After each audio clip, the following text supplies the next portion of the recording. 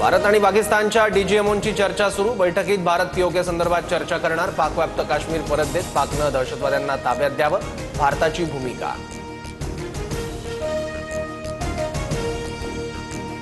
भारत पाकच्या डीजीएमओंच्या चर्चेआधी मोदींची तिन्ही सैन्य दलाच्या प्रमुखांसोबत बैठक। राजनाथ सिंग सुद्धा बैठकीला उपस्थित। ऑपरेशन सिंदूरमध्ये इस्रोची एंट्री। पाकिस्तानच्या हालचालींवर इस्रोच्या 10 उपग्रहांची नजर। पाकच्या हालचालींवर इस्रोचं लक्ष असणार। इस्रोचे अध्यक्ष व्ही नारायणन यांची माहिती। भारतीय सैन्याने अद्दल घडवल्यानंतर पाक वटणीवर। पाक लष्कराकडून रात्री सीमेवर कोणताही गोळीबार नाही। भारत पाकिस्तान युद्धाच्या पार्श्वभूमीवर बंद असलेली 32 विमानतळ पुन्हा खुली। श्रीनगरचं विमानतळ उद्या उड्डाणांसाठी खुलं होणार। भारतीय नौदल अजूनही समुद्रात तैनात। शत्रूच्या कृतीला उत्तर देण्यासाठी नौदल पूर्णपणे सज्ज। नौदलाची जहाजं, पाणबुड्या, लढाऊ विमानं समुद्रात तैनात। पाकिस्तानने पुन्हा शस्त्रसंधीचं उल्लंघन केल्यास ताकदीनं उत्तर देण्याचे आदेश। कोणत्याही कारवाईसाठी आम्ही तयार। भारतीय सैन्य दलाचा पाकला इशारा। पाकिस्तानकडून हल्ल्याच्या प्रयत्नानंतर सीमेलगतच्या भागातील परिस्थिती हळूहळू पूर्वपदावर। जम्मू काश्मीर, पंजाबसह राजस्थान सीमेवरील जनजीवन पूर्वपदावर येण्यास सुरुवात।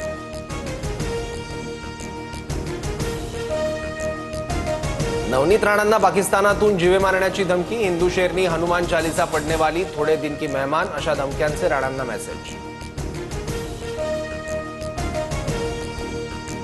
पंजाबच्या गुरदासपूरमधील शाळा आजही बंद राहणार। पाकिस्तानच्या ड्रोन हल्ल्यानंतर पंजाब प्रशासनाचा निर्णय। मुख्यमंत्री फडणवीस, अजित पवार आणि शरद पवार एकाच मंचावर। वायबी चव्हाण सेंटरमध्ये सहकाराचं सक्षमीकरण आणि राज्य शासनाचं धोरण या विषयावर कार्यक्रम। मुख्यमंत्री फडणवीसांची 1.5 तास नागरी लष्करी समन्वय विषयावर बैठक। तिन्ही दलाच्या अधिकारी आणि प्रशासकीय अधिकाऱ्यांसोबत फडणवीसांची चर्चा।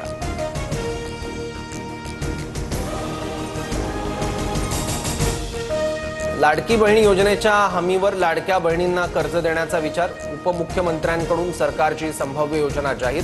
लघु उद्योगासाठी कर्ज उपलब्ध करून देण्याचा शासनाचा प्रयत्न।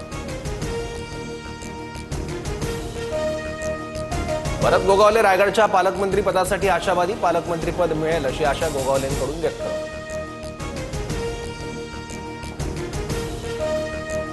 सायकल ट्रॅक उघडण्यासाठी बीकेसीत 25 कोटींचा खर्च। 9.90 किलोमीटर लांबीचे सायकल ट्रॅक काढून टाकण्यात येणार।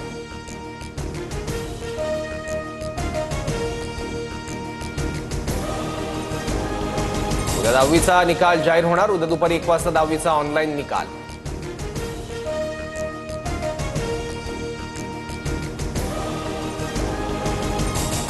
महाबळेश्वरमधील जुन्या विहिरीत शिवकालीन शस्त्र आढळली। शस्त्र 350 वर्ष जुनी असल्याचा अंदाज। शस्त्र साताऱ्यातील संग्रहालयात जतन करून ठेवण्यात येणार।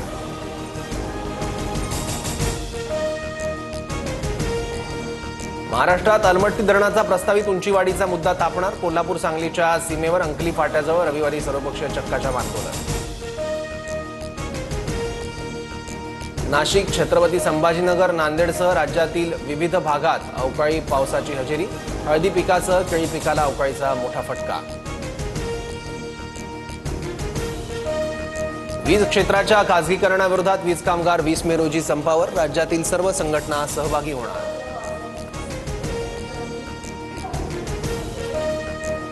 दिवाळीत म्हाडाची मुंबईतील 5,000 घरांसाठी लॉटरी। जुलैमध्ये म्हाडाच्या कोकण मंडळाकडून 4,000 घरांची लॉटरी काढली जाणार।